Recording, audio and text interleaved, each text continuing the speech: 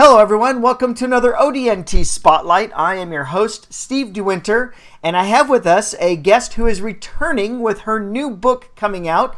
So we have Maer Wilson with us today, and she is here showing us Apocalypta Z, which is, yes, another zombie novel and another zombie story, but with a twist that is going to be very, very, very interesting. So let's go ahead and switch on over.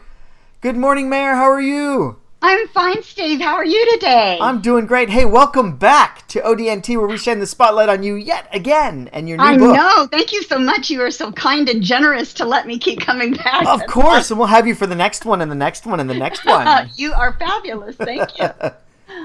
So, Apocalypta Z is your latest book. When did that book come out? That came out, I think, on October 8th was the actual release date for it. So it's been out a couple weeks now. Excellent. Loads of fun. Oh my gosh, I had so much fun writing this because, you know, I've been writing the series for the last 5 years, the Modern Magic series, which we talked about on the first show. And this just started as kind of a joke.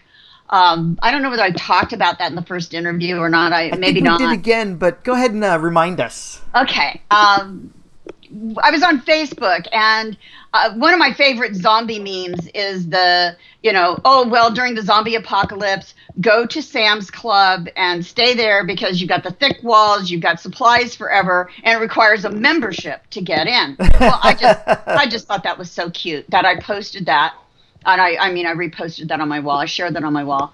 And not too long after that, I shared a picture of Sienna, my little poodle puppy. And I got all of these responses on the puppy and all of these responses on the zombie memes. And I posted and said, I clearly need to be posting more zombie memes and more puppy pictures. And zombies and puppies definitely take over the internet. Not as powerful as cats. This is true. They reign supreme over the internet, but but I'm allergic to cats, so I don't have any cats. I told them, I said I should clearly be posting more of these, and somebody said, or both, and just the light bulb went off in the head, and I went, oh my gosh, combining a puppy with the zombie apocalypse, how fun!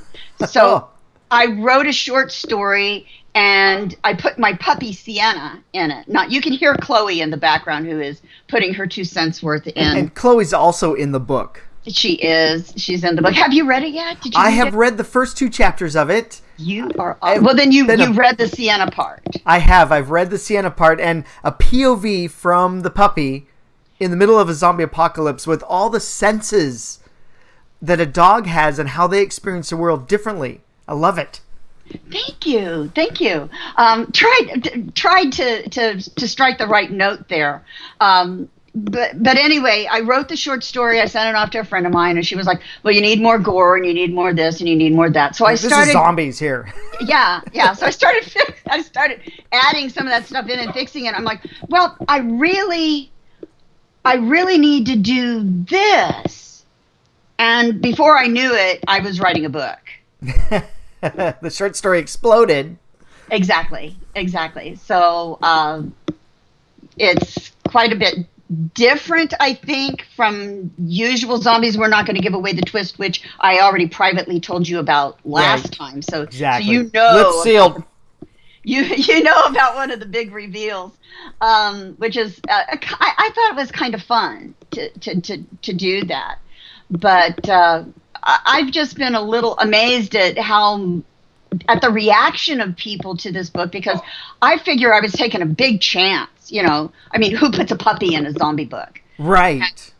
And but the reaction, I'm gratified that so far people have said they like it.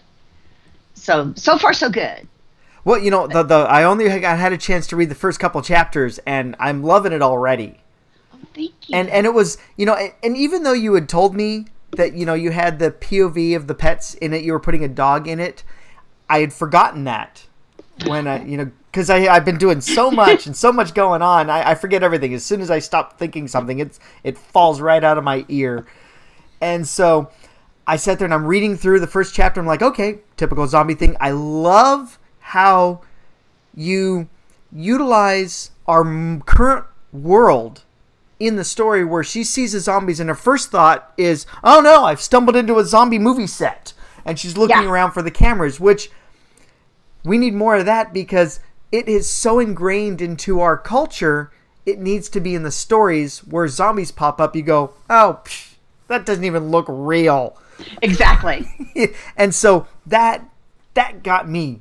I loved that. Oh, good. And then I hit the next chapter, and it was from the POV of the dog. I'm all, how cool is that?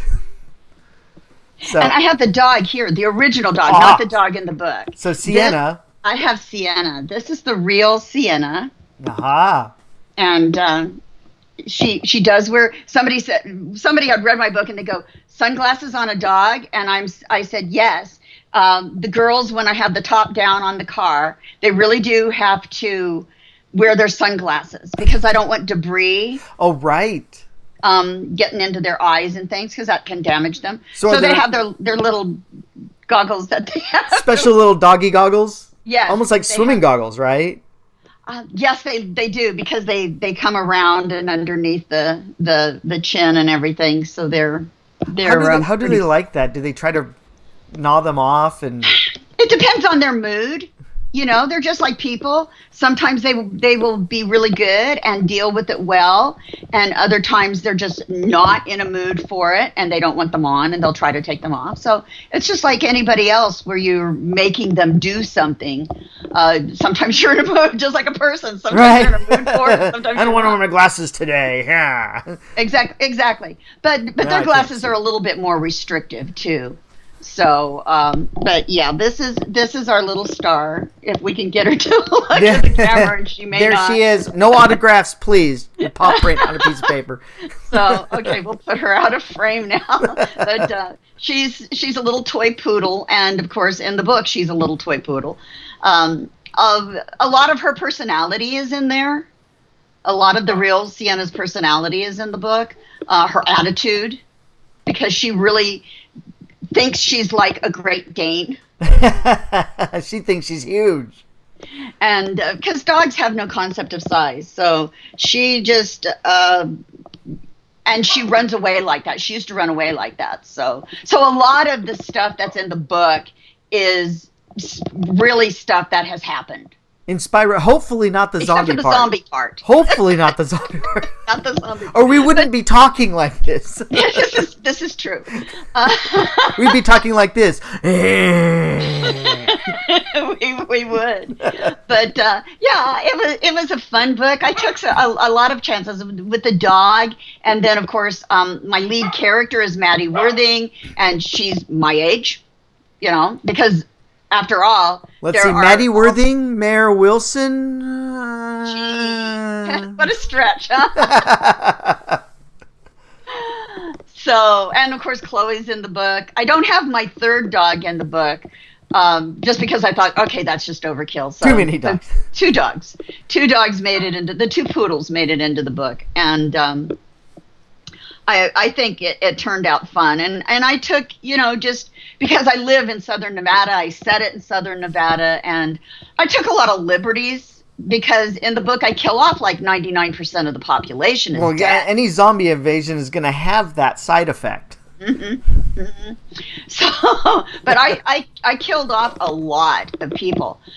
So it was pretty fun to get into that book, and I've had people ask me if I'm going to write a sequel. And well, let me ask you: are you going to write a sequel? Hi, Steve. Thanks.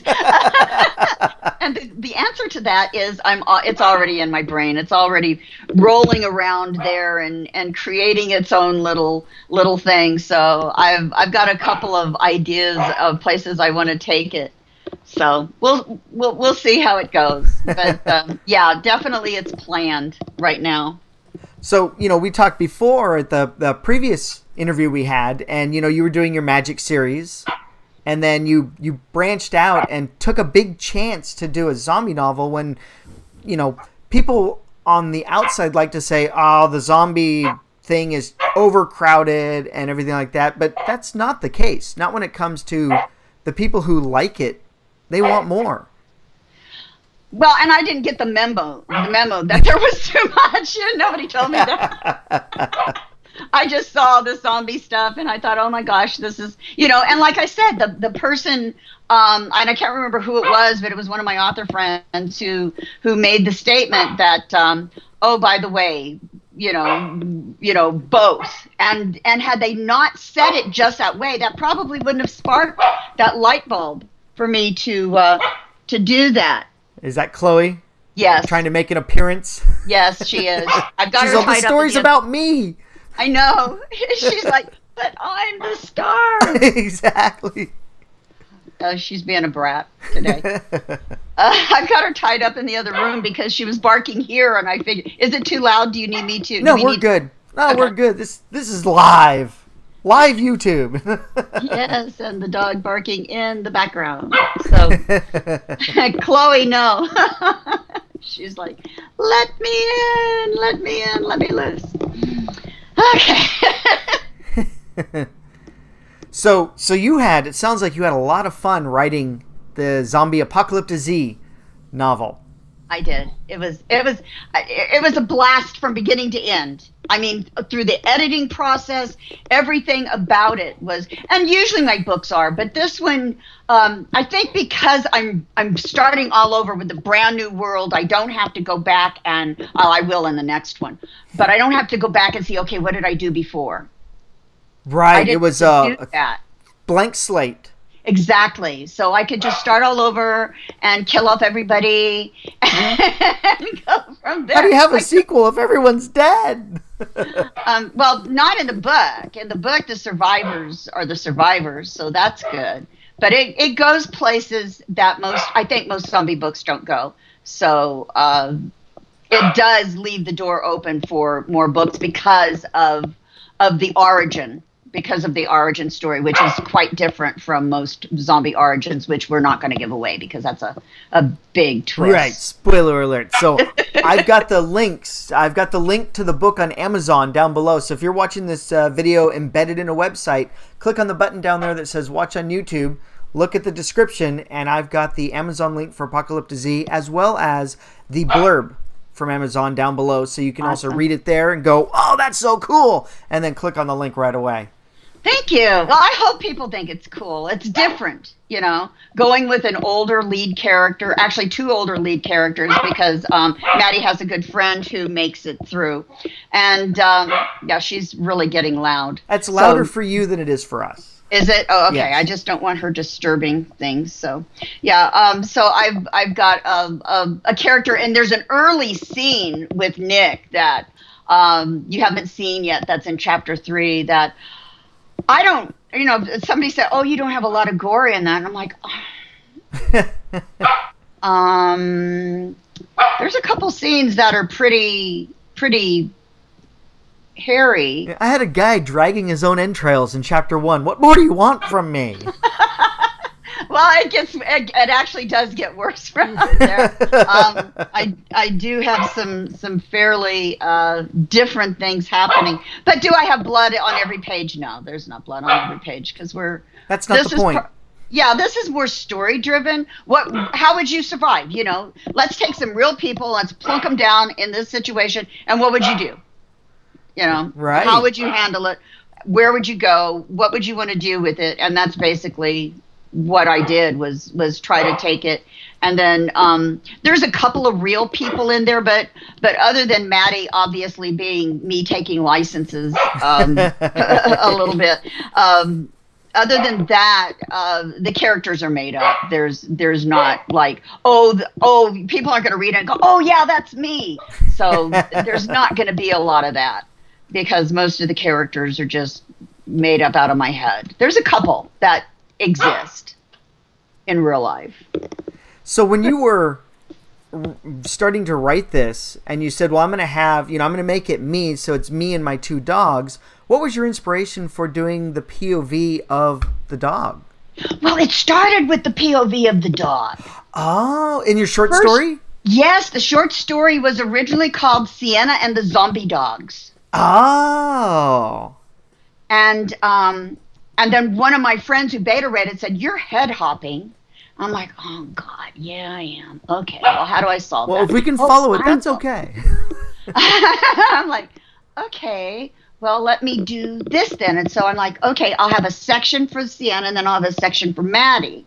And the next thing I know, the book, it was just like, Got okay, away well, from this you. maybe isn't a short story after all. So, but she was very encouraging, and with her beta notes, she loved the concept. Said I needed more gore, so that's where I started sticking in more of the trailing entrails type stuff. So, but yeah, I thought that was pretty gory. I mean, if I was face to face with people that I thought are makeup, and all of a sudden. And I think I mentioned in that first chapter that they get close and she smells them and realizes, oh, this is and that's when she makes the determination that what I'm seeing is not what I think I'm seeing, because the smell is now making it, this is real. Yeah. And I liked how you use that other sense to make it real. Thank you. Well, for her to realize that, okay, dummy, this is not a movie set. Where are the cameras? Do you see cameras? You don't see cameras. But she's thinking, okay, prank show. Right. Yeah, so maybe where they'd hide the cameras. Right. So she wasn't really going right for we're into the midst of a big movie. She was going more for okay, this is a prank. But then one of my favorite things in that first chapter is she's holding the stick that she's trying to get the bushes to make Sienna come out, because Sienna's gone in investigating. She's trying to get in. And her response to these three dead things coming at her is to throw this little stick at them, which is just like probably what I do. Right. Here, take the stick and run. Fetch. So yeah, because I had somebody say, "Really, you're going to throw a stick at him?" And I'm like, "What else has she got?" You're going to throw what's in your hand into something. Yeah, it's just if I'm eating a s'more, marshmallow and chocolate goes right at the zombies. Absolutely, whatever's in my hand. There we go. Maybe some graham cracker will get in the eye and it'll slow them down. I don't know.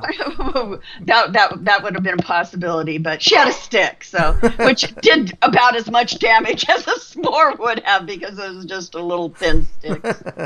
Yeah, it wasn't very effective then. But then hopefully we got the tension there with what's happening to Sienna, because she leaves. Right. Just and I've it. I'll come back for you later. It's like, oh, the readers. Oh yeah, I've gotten comments on that from readers. They're like, "What did you do with your dog?" And I'm like, it's the biggest violation in entertainment. You never kill the dog. You never abandon your pets.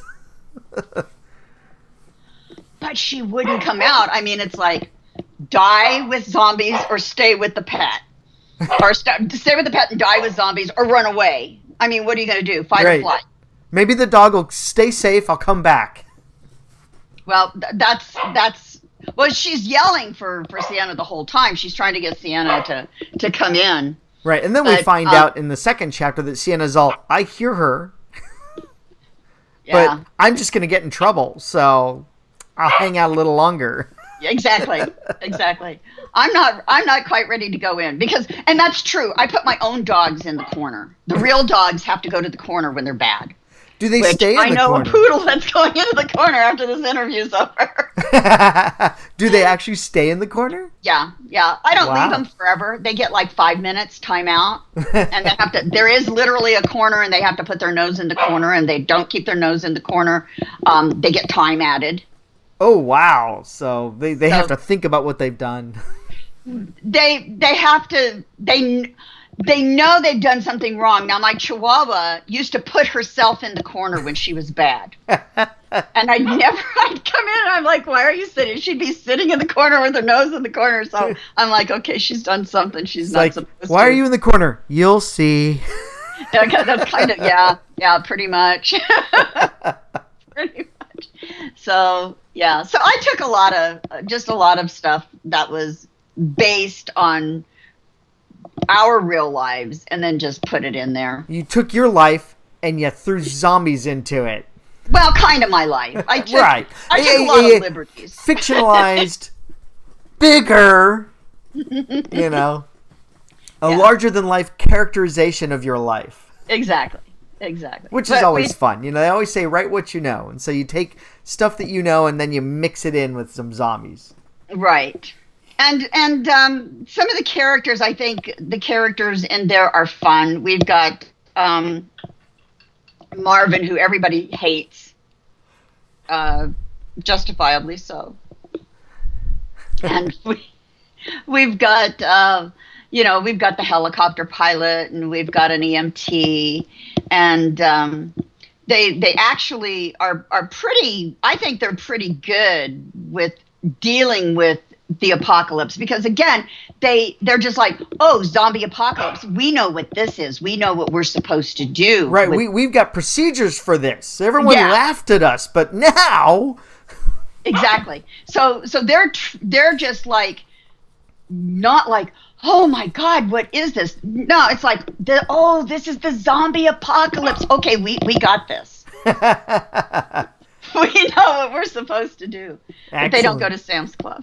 Yeah, off to Sam's Club. I actually, in the first version, they did go to a big box store. And then I'm like, no, I don't want to put them there. I need something better for them. So I moved them. I moved them to a better location. Oh, excellent. Now, I noticed, I'm going to put this up on the screen and hide myself here. This is not a cover I would expect to see when I'm thinking about a zombie novel, but I love this cover. And if I squint, I can see a person in the haze there. Right. In the back. Tell me about this cover. What was the inspiration for this, and how did this come about? Well, I saw this cover and fell in love with it, and I'm like, I've got to have this cover. And so I was actually writing Apocalypta Z when I saw this cover, and it was submitted to us to our publishing company for another book, and wasn't right for that book. And then I'm like, but we've got to have this cover. And then I'm like, I've got to have this cover. So I was still writing the book, and I literally went back and created a character by the name of Amy. And this is now on the cover. This girl is Amy. This is Amy. And yeah, because there's two kinds of zombies, and she is one of the zombies, and that's what happens to her. Oh, interesting. I like it. Thank you. So, yeah, it's very different for a zombie cover, but I think it works. Because it fits because it's a very different zombie novel. It is. And Amy is really an interesting character, because Maddie, in the early stages of the book, Maddie sees, Amy's one of the first live people she sees, and she actually watches. She's actually there when Amy transforms. Ooh. So she sees that with the little branches coming out, and she's like, uh-oh. But because she sees Amy, and she thinks Amy's epileptic, so she's trying to help Amy, and then realizes that she's transforming, but she's not transforming like the other zombies did. There's a new kind of zombie in town. There's two kinds of zombies in the book. So that's interesting. Very cool. All right. Well, can I mention that cover was designed by M. Joseph Murphy, who is an author and a cover artist. So you can get links to his stuff on my website. Excellent. So, and I have Maer's website down below in the description. So follow that. And then if you are looking for a good cover artist, definitely follow the links. Yeah, he's fabulous, and great author too. And he's designed all of my covers. So everything I've got out there is a Joseph Murphy cover. Yeah, well, he does good covers. Yes, he does. I'm very, very, very, very fortunate to have him working on my covers. Thank you, Joe. Shout out to Joe. Yeah. All right, so I have covered all the questions that I had, because we were just here pretty much to spotlight your latest release, Apocalypta Z. So before we close down the interview, is there anything else you would like people who are watching or potential readers to know? No, just feel free to message me on Facebook or Twitter and let me know how you like the book. If you like the different take on zombies, if you like how the story went, let me know.